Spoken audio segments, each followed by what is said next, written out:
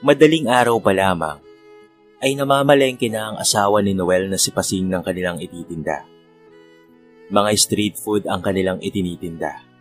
At ito ang pinagkukunan nila ng panggastos sa araw-araw. Maging ang pantustos sa pag-aaral ng kanilang 3 anak. Barbecue, balot, fishball, isaw, squid balls, at kikiam ang kanilang mga paninda. Nagtutulong-tulong sila sa paggagayak ng paninda at pagsapit naman ng hapon ay tinitinda na nila ito sa lansangan. Malapit lamang sila sa simbahan kung kaya't marami ang bumibili sa kanila kapag araw ng Huwebes at Linggo. Ngunit kahit gaano pa man sila kasipag ay hindi pa rin gumiginhawa ang kanilang buhay dahil sapat lamang ang kinikita nila sa pang-araw-araw na gastusin sa bahay at pati na rin sa eskwelahan. At kung minsan pa nga ay kinakapos pa rin sila. Si Noel lamang ang hindi nakapagtapos sa kanilang 4 na magkakapatid.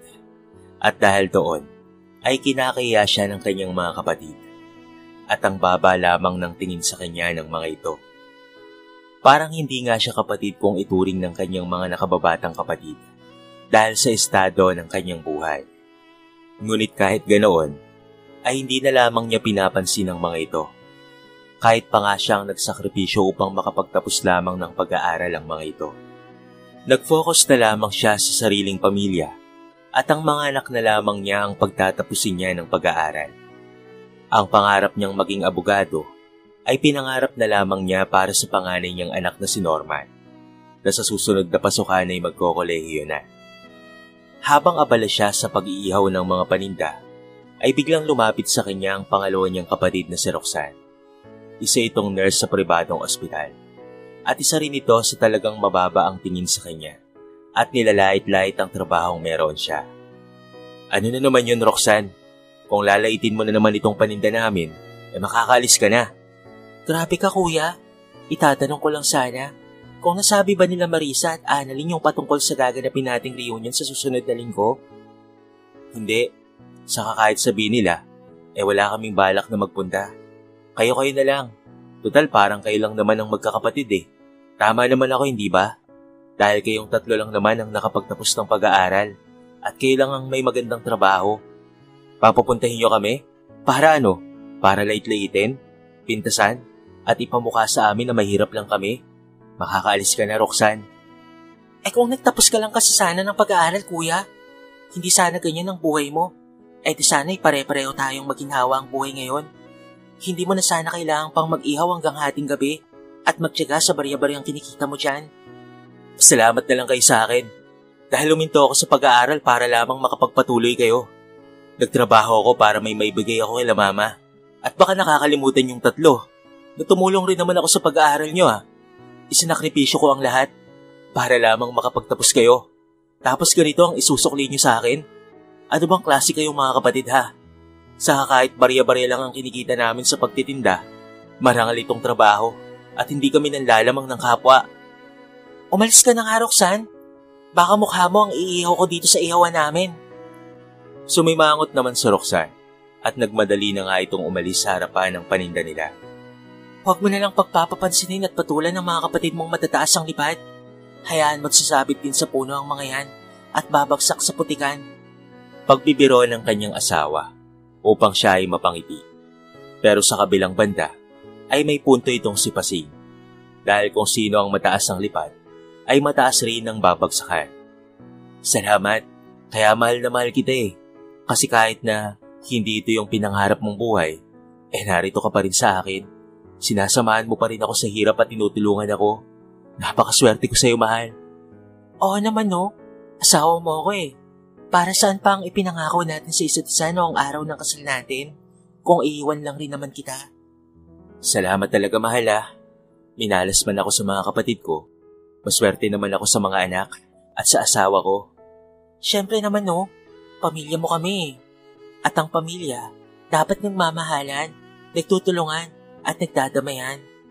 Makalipas nga ang 1 linggo, ay nagtungo si Noel sa bahay ng mga magulang niya na ngayon ay bahay na ng bunso nilang kapatid. Doon rin ginanap ang reunion ng mga kapatid niya, kasama ang mga asa-asawa ng mga ito at pati na rin ang mga anak. Ngunit siya ay mag-isa lamang na pumunta. Oh, narito pala ang kuya natin eh. Ang kuya natin ay street vendor lang. Akala ko ba hindi ka pupunta? Nakatingin naman ang dalawa pa niyang mga kapatid, maging ang mga asawa at mga anak ng mga ito.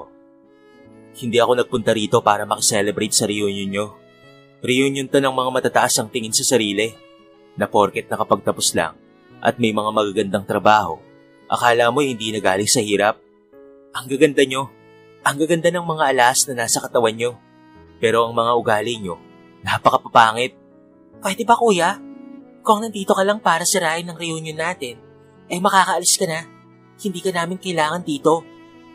Mabilis na nag-init ang palibot ng kanyang mga mata at mabilis ring namuo ang kanyang mga luha.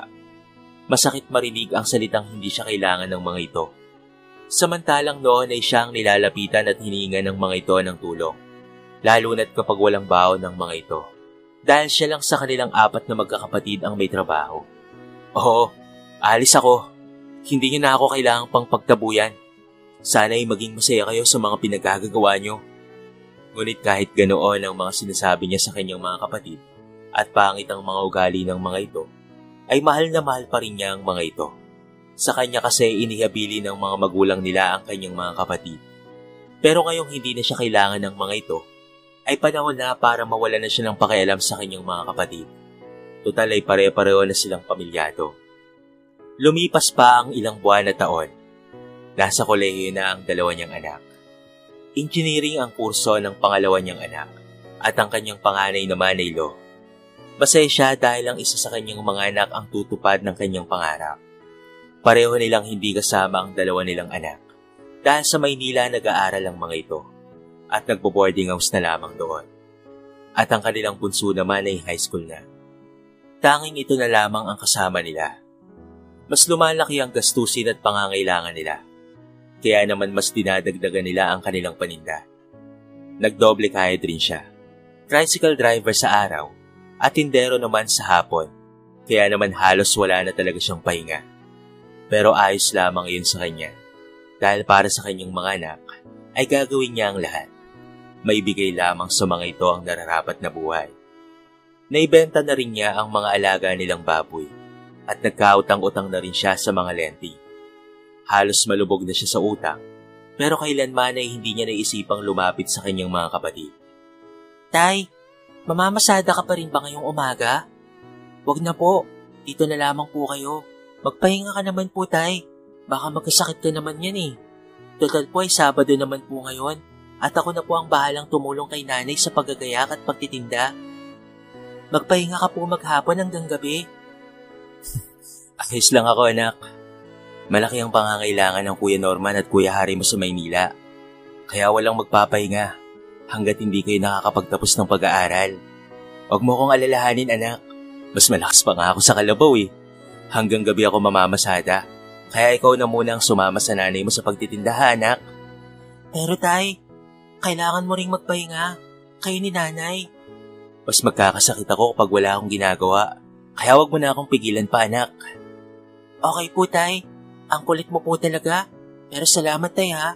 Kasi kahit mahirap lang tayo, ay masaya naman tayo at hindi nyo kami pinapabayaan. Napakaswerte po namin nila, Kuya, dahil kayo po ang naging mga magulang namin. Masaya rin kami ng nanay nyo dahil kayo ang mga anak namin. Hayaan nyo po, Tay. Kapag nakapagtapos po kami ng pag-aaral nila, Kuya, hindi na po kayo magtatrabaho pa ni nanay. Sa bahay na lamang kayo.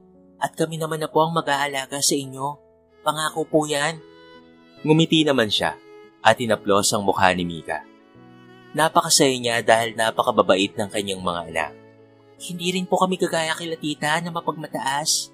Tama yan, anak, dahil ang mga mapagmataas na tao ay binababa ng Diyos. Pagkatapos nilang mag-usap, ay umalik na siya sa noon nito at nagpaalam ng mamamasada. Hanggang gabi nga siyang namasada. At mabuti na lamang at marami siyang naisakay ng mga pasahero, kaya maganda ang kita niya. May papadala na naman siya sa kanyang 2 anak na nasa Maynila. Hanggang sa maya-maya ay merong lumapit sa kanya at nang lingunin niya ito ay mabilis na nagbago ang mood niya. Oh, Kuya, tricycle driver ka naman ngayon? Ay isa, Puro rin kasi kayabangan ng pamilya mo. Alam niyo naman na hindi niyo kakayanin na magpaaral ng 2 kolehiyo. Pinagsabay niyo pa? Paano kung magkasakit ka naman ha? Paano na? Sige na, mayabang din tong mga anak mo eh. Ikaw ang mayabang, Roxanne. Hindi mayabang ang mga anak ko. Porsigido lang talaga silang mag-aral at makapagtapos. Buti nga ang mga anak ko kahit mahirap lang ang buhay namin, hindi sila sumusuko. Akala mo ba hindi ko alam na yung panganay mong anak ay huminto na sa pag-aaral dahil mas inuuna ang barkada at pag-addict sa online games? Bago mo pa kaialaman ang buhay namin ng pamilya ko, unahin mo muna ang pamilya mo. Natameme naman ito at inarapan na lamang siya. Naturingan ka pa namang Nurse Roxanne, pero ganyan ang pag-uugali mo. Tumigil ka kuya. Alam kong hindi makakapagtapos ng pag-aaral ang mga anak mo dahil hindi nyo kakayanin. Law student at isang engineering? Tignan na lang natin kung hanggang saan ang yabang nyo. Sige, kung sakaling makapagtapos nga ang mga yan, pakasampal na lang ako ng diploma nila. Hindi lang diploma nila ang isasampal nila sa'yo, pati toga. Tinawanan na lamang siya nito at mabilis nang umalis sa harapan niya. Imbes na masaya siya, ay napalitan niyo ng inis. Hindi niya malaman kung ano ba ang kasalanan niya sa mga kapatid niya para gawin sa kanya ang mga bagay na ito at maliitin siya. Dahil wala ng pasahero, ay nagtungo na lamang siya sa pwesto nila para makatulong na lamang na magtinda. Pagdating niya roon, ay napakaraming bumibili. Kaya naman nag-apura siya at tumulong sa pag-iihaw. O teka, bakit ka pa dumaan dito? Umuwi ka na lang sana at nagpahinga. Kami nang bahala ni Mika dito. Hayaan yung tulungan ko kayo, mahal. Kita mo nga ang dami niyong customer, kaya kailangan niyo ng tulong ni Super Tatay. Natawa naman ang mag-ina niya dahil sa huling sinabi niya. Totoo naman po talagang Super Tatay ka eh. Kayo po ni Nanay. Kasi para sa amin nila kuya, kayo po ang superhero namin. Tama na nga yan, anak. Kinikilig na ako rito eh. Nang maubos na nga ang mga bumili, ay lumapit sa kanya si Mika at bumulong ito sa kanya. Hindi nga, totoo ba yan? Opo, Tay. Nagkabaranggayan nga sila kanina eh. Mantakin mo, 14 anyos pa lamang si Patricia. Tapos yung nakabuntis sa kanya ay 21 at kolehiyo. Grabe rin itong si Marisa na mapanglahit sa atin eh. Kita mo itong anak niya, nabuntis na minor de edad pa lamang. Grabe nga po sila Tay kung late-late nila tayo. Dahil ganito lamang po ang hanap buhay natin. Pero kita mo naman, hindi tayo nagkakaproblema na gaya ng problema nila. Ang tawag dyan anak ay karma. Tama ka, Nay. Pero naawa ko kay Patricia. Wala naman siyang kasalanan sa atin. Kung hindi yung mama lamang niya, hindi ako masaya sa nangyari sa kanya. Minsan kasi anak, dumadapo yung karma eh. Nakakaawa naman talaga si Patricia. Pero wala tayong magagawa. Saka yun rin naman ang pinili niya kaysa mag-aral ng mabuti. Nako, kaya ikaw anak ha, wag na wag ka munang magbo-boyfriend ha. Siyempre naman po, Nay, magtatapos po muna ako ng pag-aaral at magtatrabaho bago po ako mag-boyfriend. Saka yun din po ang usapan namin nila kuya. Kaya nga wala pa rin po silang mga girlfriend eh. Kasi study first daw po. Nako, naanak ko nga talaga kayo. Sad naman ni Noel. Lumipas pa ang ilang mga buwan at nabalitaan na lamang nila na nalulong na pala sa ipinagbabawal na gamot ang panganay na anak na Roxanne at kinakailangan itong dalhin sa rehabilitation center. Dahil doon, ay nalugmok sa kalungkutan si Roxanne at hiyang-hiya ito sa mga nakakaalam ng nangyari. Wala rin itong mukhang maiharap sa kanya dahil sa panlalait nito noon. Ngunit kahit hindi niya ito kasundo, ay hangad niya pa rin naman na maging maayos na ulit ang buhay ng mga ito at gumaling na ang kanyang pamangkin. Hanggang sa sumapit nga ang araw ng pagtatapos ng panganay niyang anak na si Norman. Abot langit nga ang saya na kanyang nararamdaman. Dahil nagbunga na ang lahat ng paghihirap niya, mapagtapos niya lamang ito ng pag-aaral. Lahat sila ay naroroon at sinasaksihan ng pagtatapos ni Norman. Hindi niya akalain na dahil sa pamamasada at pagtitinda ng street foods, ay magkakaroon na sila ng abogado. Tay, para po sa inyo ni Nanay ang laban kong ito. Kung hindi dahil sa inyo, ay hindi po ako makakapagtapos ng pag-aaral. Iginapang niyo po ang pag-aaral naming tatlo. Next year ay sa hari naman na po ang gagraduate. Sobrang saya ko anak. Proud na proud kami sa iyo ng nanay mo. Hindi mo kami binigo. Lahat kayong magkakapatid ay hindi kami binigo. Sinusuklian lamang po namin ang pagsasakripisyo nyo para sa aming magkakapatid, Tay. Mahal na mahal po namin kayo ni Nanay. At ngayong nakapagtapos na po ako, simula na po ng pagginhawa ng buhay natin. Ako na rin po ang magpapaaral kay Mika sa kolehiyo. Thank you, Kuya. Attorney Norman Enriquez. Wow, bagay na bagay ah. Attorney Norman ka agad? Pero tama ka, bunso. Bagay nga. Napangiti na lamang siya sa biruan ng mga anak niya. Sa bahay na lamang sila naghanda upang makapag-imbita rin ang kanilang mga kapitbahay. Pag-uwi nila, ay nakatanggap ng papuri si Norman sa mga kapitbahay at kaibigan nila at masayang sumalubong ang mga ito sa kanila. Napakasaya nga nila at napansin ni Noel na nakatalaw mula sa labas ng bahay nila si Roxanne. Lumabas nga siya upang puntahan ito. Oh, anong ginagawa mo riyan? Halika, pasok ka na sa loob at kumain na tayo. Teka, ikaw lang bang nariyan? Ang mga pamangkin ko hindi ba pupunta? Inihanda ko na tong mukha ko para masampal ng diploma ni Norman, Kuya. Kuya, sorry. Sorry talaga. Masyado akong naging masamang kapatid. Naging matapobre ko at wala akong ginawa kung hindi ang hamakin at malitin ang trabaho mo. Pero ikaw pa itong nakapagpatapos ng anak. Sa susunod na taon ay si Hari naman. Nakakamangha ka, Kuya. Kapatid ko talaga oh. Wala yun. Nakalipas na yun eh. Ang importante, natuto kang humingi ng tawad. Balibalik na rin man ang mundo eh, magkakapatid pa rin tayo. Isa lang ang pinagmulan natin. Tawagin mo na sila Marisa at Annalyn. Sabihin mo ay pumarito na sila. Iniimbitahan ka mo sila ni Norman. Nagulat naman siya nang bigla itong yumakap sa kanya ng maigpit at paulit-ulit na humingi ng tawad. Kumante rin naman siya ng yakap dito at hinalikan niya ito sa noo. Paglingon nga nila sa pamilya niya ay nakatingin pala ang mga ito kung kaya't nakaramdam ng pagkailang si Roxanne. Pero mahigpit niya itong hinawakan sa kamay at inaya na sa loob ng bahay. At kahit hindi naging maganda ang naging ugali ng kapatid niya, ay mainit pa rin itong tinanggap ng asawa at mga anak niya.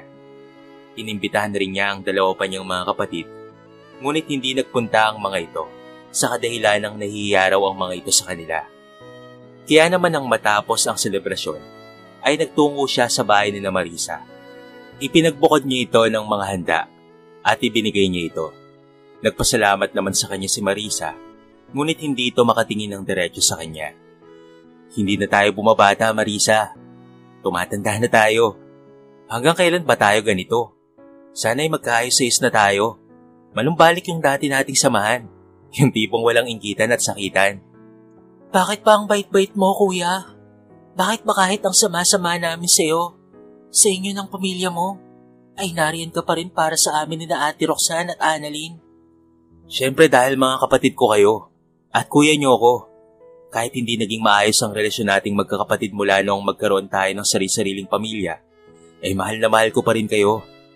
Patawad, Kuya. Patawad talaga. Babawi ako sa'yo. Babawi talaga ako. Umiiyak nitong sambit at mabilis naman niyang hinawakan ang magkabilang pisngi nito. Gaya ng sinabi ko kay Roxanne, matagal ko na kayong napatawad. Niyakap nga niya ito ng mahigpit at gumanti rin ito ng yakap sa kanya. Kapwa-luhaan ang kanilang mga mata at sabay ring natawa sa huli. Maiwan na muna kita ha. Pupunta rin kasi ako kay Annalyn eh. May dala rin akong pagkain para sa kanila. Sige, Kuya, mag-ingat ka ha. Salamat ulit. Sunod ngang nagtungo si Noel sa bunso nilang kapatid na si Annalyn. Kagaya ni Roxanne at Marisa, ay humingi rin ito ng tawad sa kanya. Nagkaiyakan na rin silang dalawa. Hanggang sa nagset muli ng reunion si Roxanne. Ngunit sa pagkakataong ito, ay kasama na siya rito. Buwan na silang 4 na magkakapatid. At kasama rin ang kanyang mga anak at asawa. Nabalot ng masayang tawanan at kwentuhan ang dati nilang bahay.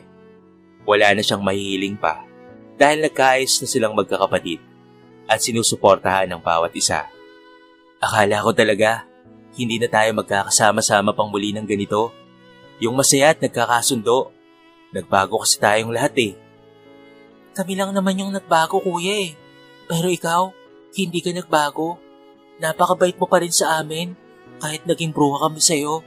Napakaswerte naming 3 dahil may kuya kami na gaya mo. Kalimutan na natin ang mga nangyari noon. Magsimula tayong muli, yung kumpleto tayo at masaya lang palagi. Lumipas pa ang ilang mga taon. Nakapagtapos na nga rin ng pag-aaral ang kanyang dalawang mga anak na sina Harry at Mika. At pare-pareho nang may mga trabaho ang mga ito. Isang abogado, isang engineer, at isang doktora. Isa na sila ngayon sa pinakamayamang pamilya sa kanilang lugar. Ngunit kahit ganoon man, ay hindi pa rin sila nakakalimot sa kanilang pinagmulan. Naging takbuhan na rin sila ng mga kapuspalad at lahat ng mga humingi ng tulong sa kanila ay hindi nila tinatanggihan. Nagdodonate rin sila sa mga eskwelahan ng mga kinakailangan ng mga estudyante. At tuwing may kalamidad, ay tumutulong rin sila. Nagbibigay sila ng mga relief goods lalo na sa mga nasalanta ng bagyo. Nanggagamot rin ng libre itong si Mika sa mga taong walang pambayad sa ospital. Kaya naman labis ang pasasalamat ng mga tao sa kanilang pamilya. Sa kwentong ito, ay marami tayong mapupulot na aral. Isa na nga riyan ay ang pagpapatawad sa mga taong nakagawa sa atin ng mali at mga kasalanan. Walang may dudulot na maganda ang paghihiganti. Makakatulong lamang ito para mas lalong magpasiklab ng galit sa isa't isa. Palagi nating pairali ng pagpapatawad sa ating mga puso. Nang sa gayon ay mabuhay tayo ng may kapayapaan. Kayo kabarangay, ano ang masasabi nyo sa ating kwento sa araw na ito? I-comment nyo naman sa baba ang inyong mga reaksyon at babasahin natin ang lahat ng yan. So paano ka barangay? Hanggang sa muli, thank you so much and peace out.